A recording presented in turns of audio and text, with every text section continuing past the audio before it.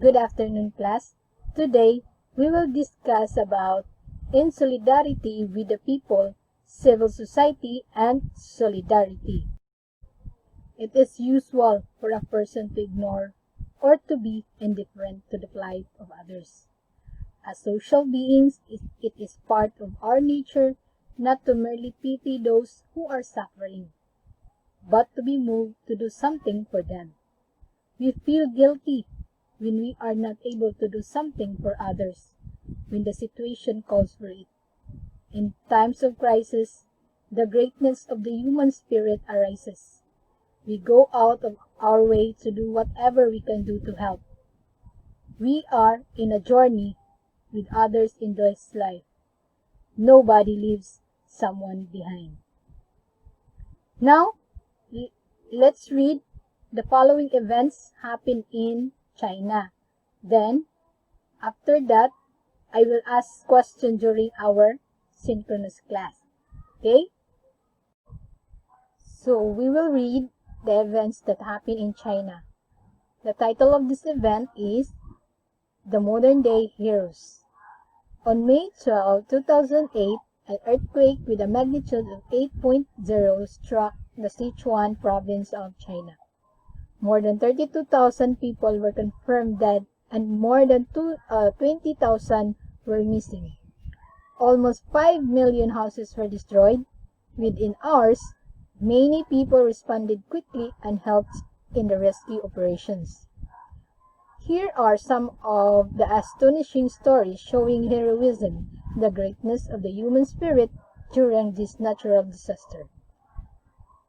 First, millions of people lost their homes and other belongings.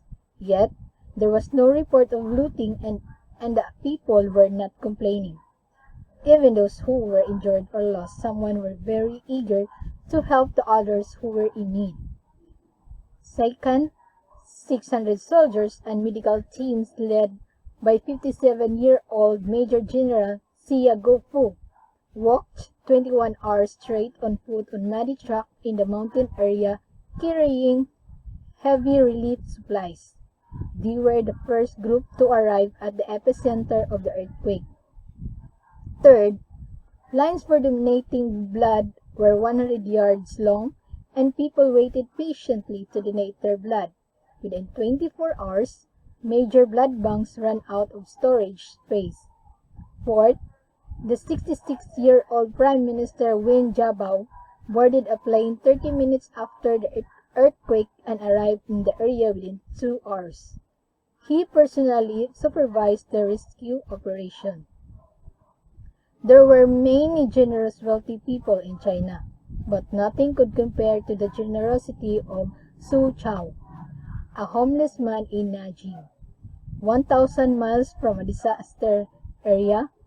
As soon as he had heard the unfortunate news, he donated 5 yuan that very same morning and later returned in the afternoon to donate 100 yuan, or $14.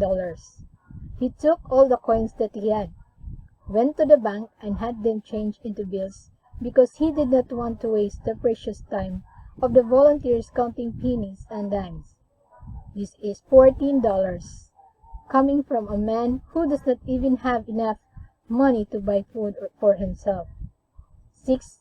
An 11-year-old boy, Sang Jiwang, carried his 3-year-old sister, Zhang Han, on his back and walked for 12 hours straight to escape from the disaster area. And last, a baby who was buried in the rubble for more than 24 hours survived because of the heroic act of his mother. The mother knelt down, pinned her head and hands on the ground to serve as a shield for the baby from the falling rocks and concrete.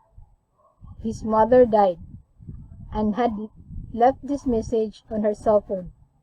Dear child, if you survive, please remember, Mom loves you forever. And that's the end of the modern days heroes that's happened way back 2008 in China.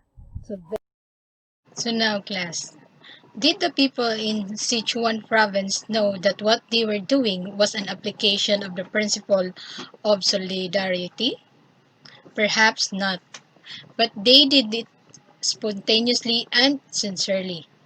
Solidarity refers to the unity showdown by a group that is based on their common interests, objectives, and standards, as shown by the people in Sichuan and the nearby provinces in China. This tendency of people to respond instinctively, particularly in times of crisis, can be considered as a characteristic that is deeply embedded in each person being. Solidarity goes beyond cooperation or unity. Let's proceed to our topic, which is the civil society. What is civil society class? Civil society, according to John Arts Gold, a professor of politics and international studies, describes civil society as a political space where voluntary associations deliberately seek to shape the rules that govern aspects of social life. According to him, civil society refers to the sector that is between the state and the people. The Philippine Constitution fully supports the endeavors of groups that would like to do their share and in helping different sectors in the society for further the human development. And these articles are testify to their supports. Article 2, Section 23, the state shall encourage non-governmental community-based or sector organization that promotes welfare of the nation. So, dapat ang state mag-encourage sa mga non-governmental or community-based or sector organization nga mag-promote sa welfare sa nasod. Articles 13, Section 15, the state shall respect the rule independent people's organization to enable the people to pursue and protect within the democratic framework their legitimate and collective interests and aspiration through peaceful and lawful means. So, dapat ang state is mo respect kung unsa may mga rules sa isig ka organization.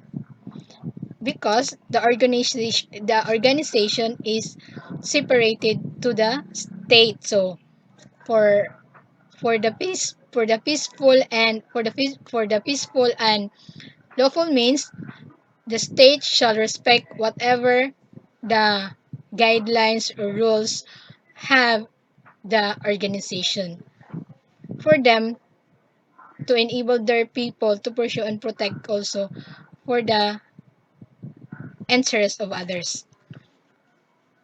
Article 13, Section 16. The right of the people and their organization to effective and reasonable participation at all levels of social, political, and economic decision-making shall not be abridged. The state by law facilitate the establishment of adequate consultation mechanism. So, muna siya.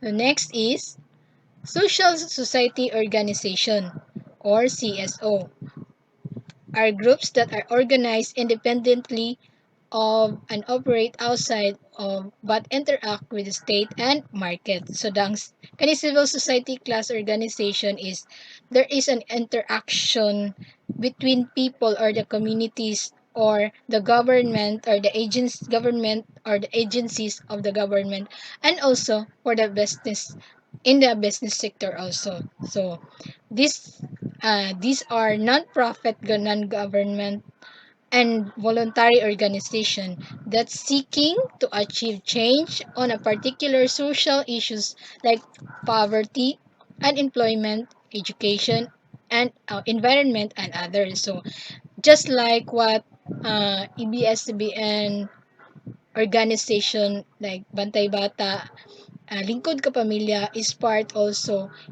also a non-governmental organization that supports the welfare of the people, including this includes the including the charitable institution, indigenous organization, religious-based groups, human rights groups, academe, and media groups. So, mao na to siya akong gihatag nga examples, which is the ABS-CBN. There is a lot of non-government and charitable institution here in the Philippines and even globally.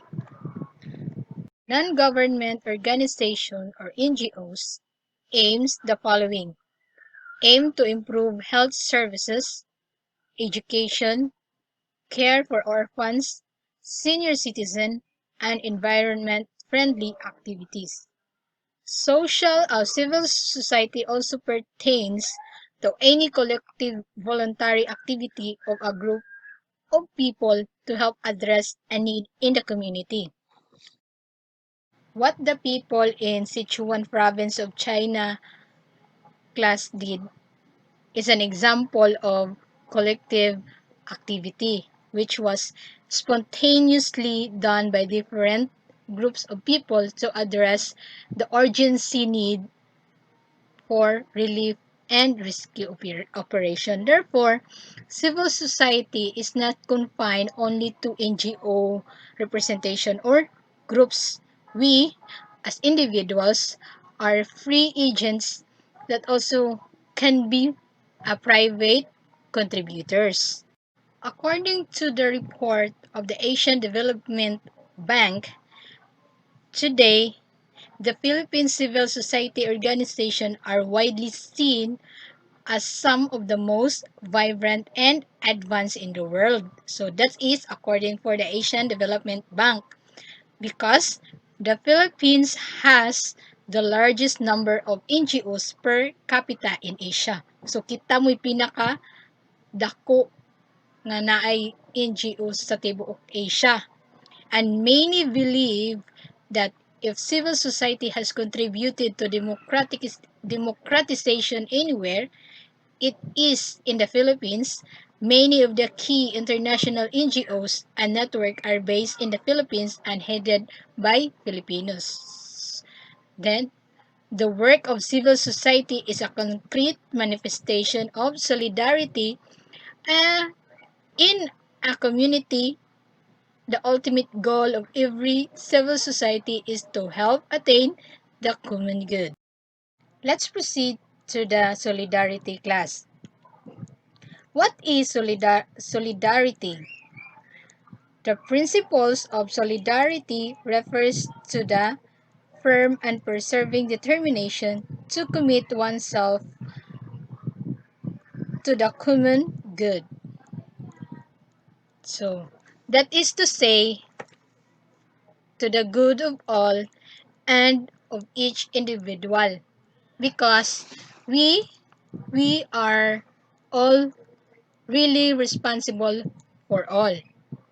Then solidarity is therefore is the acceptance of the truth that we are social beings and that we are connected with others. Solidarity is also the fundamental truth that we are born for community. So, as members of the community, we have the responsibility to cooperate and find ways to help in building the family, the community in schools, the community in school, the church, and the country. So, we consider all possible things that we can do as a young person to make life better for the people around us. Okay, class? Next is solidarity highlights in a particular way are the following: intrinsic social nature of human person, equality of all in dignity and rights, common path of individuals and peoples towards an even more committed unity. This virtue help us see that as social beings, we are all members of one human family, and we share equal human dignity. Solidarity teaches us that we are all responsible for each others. We are all interdependent and we are affected by what happens to our fellow human beings. Solidarity also means we should commit ourselves to work for the common good. It is precisely because we are social beings that we naturally feel disconnectedness or solidarity with other people regardless of race and age. Solidarity also means it's about standing together with others, particularly those who are suffering. Now, with respect to humanity, class, we are naturally linked through our common need to belong. It is natural for us to care for others. However, solidarity is not just the unity among people or the acknowledgement of our interconnectedness. It is not mere feeling of sympathy with poor in our communities. We can volunteer to help others and do work for communities in need but feel indifferent. So, tinood na. True solidarity is about sincerely valuing others and respect them as person with dignity. So, dili lang siya pakitang tao. Dapat tinud-anay ang imong pagtabang sa isig kaingon. Our solidarity with others is born out love for others. If we seek the basic needs like food, shelter, clothing, and companionship for ourselves, then we must also seek them for others and help them attain this the best way we can. When we say we are solid as a group, we actually mean we are united and unanimous when it comes to the group's objectives. But always remember, class, these words: we act as one body, thereby achieving not only the goal but also harmony with the group. And that is solidarity. We have already learned the principle of the common good and subsidiarity. How are they connected to the principle of solidarity? The practice of the principles of subsidiarity and solidarity is geared toward achieving the common good. Both principles appeals to the connectedness of all human persons to one another, making each one of us responsible for doing our share by being a positive influence and an asset in our respective communities. No one should say, I cannot do anything. Each one of us has, has a role to play in the community. Now, let's proceed to the practicing solidarity. Practicing solidarity goes beyond idealism. It is something that we can do in relation to others. It is primarily an attitude or a way of looking at the people around us, born out of our desire to make life beautiful, not only for us, but also for others. Specific signs of solidarity are genuine concern for the plight of others, and our motivation to serve others in our own little ways. When each of us practice solidarity with our neighbors, we can be assured that there is an active pursuit of the common good in the community, and each one is provided with the opportunity to attain integral human development. And here is a little action that shows the principles of solidarity. First is donating food or clothing when there is a call for gathering goods for relief operations. So in your own little way, pwede ka mo din bisan di siya dako kayo, pero kung unsa lay makaya ni mga modit nga pagkaon during kanang naay mga calamities, or that is a principles of solidarity. Participating actively in the school's outreach program. Kunang na mga, for example, ang pareha ng sa NSTP, usually is NSTP aside sa anang mga o community service is naapod na sila yung mga school outreach program kanang mag-feeding program sila. Naapod na you can also kanang participate in that way.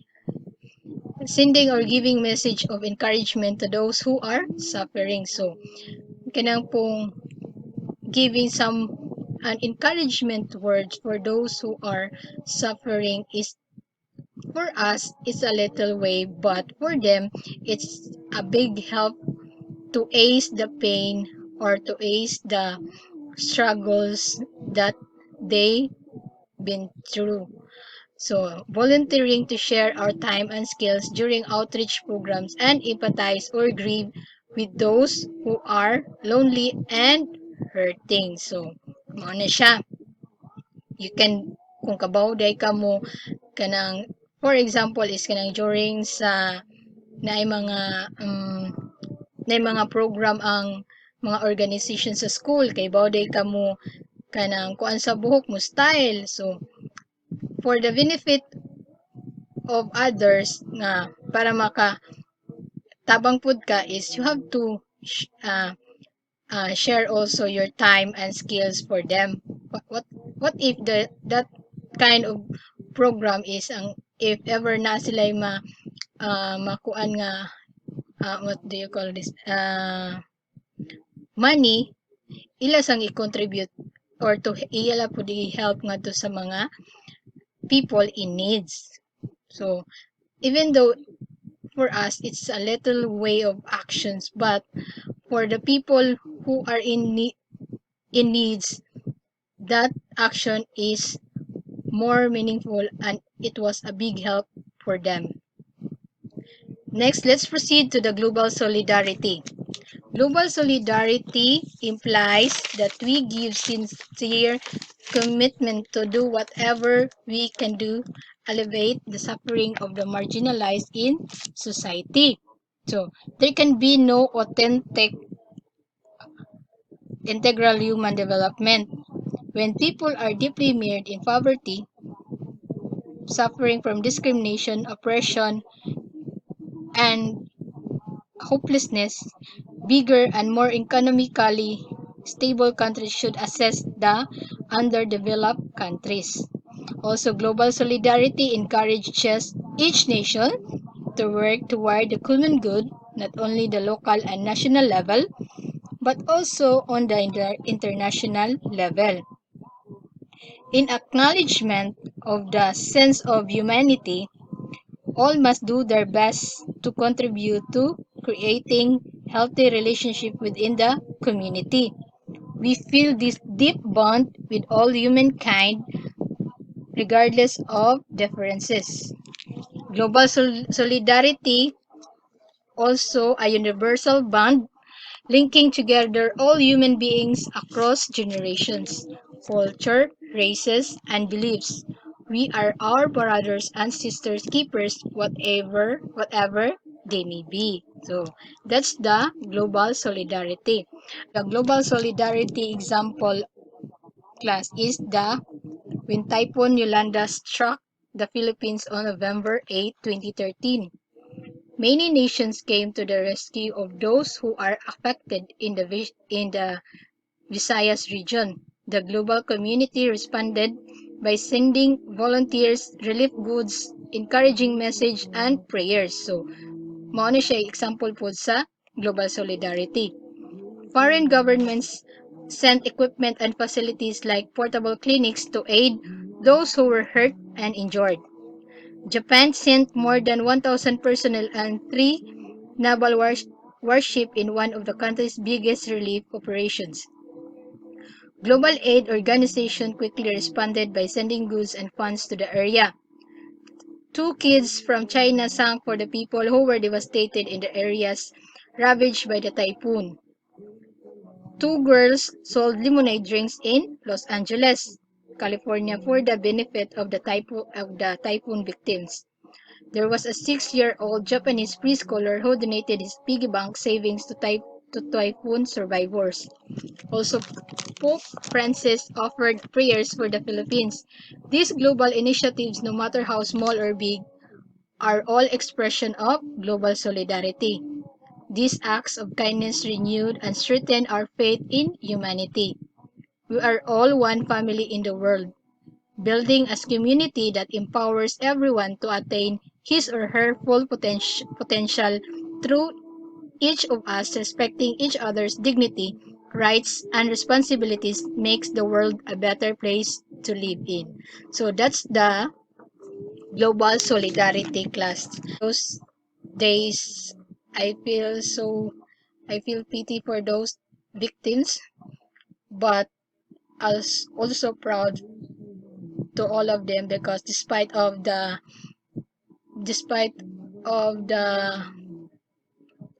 damages or the pain they've been through, they are still standing they are still standing stronger than before.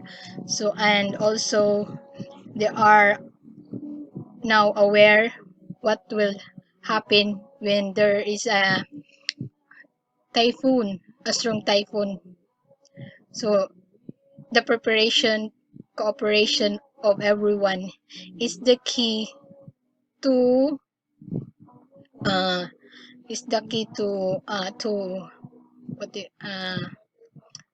to survive and also to be strong whatever the problem or the calamities the nation to be faced.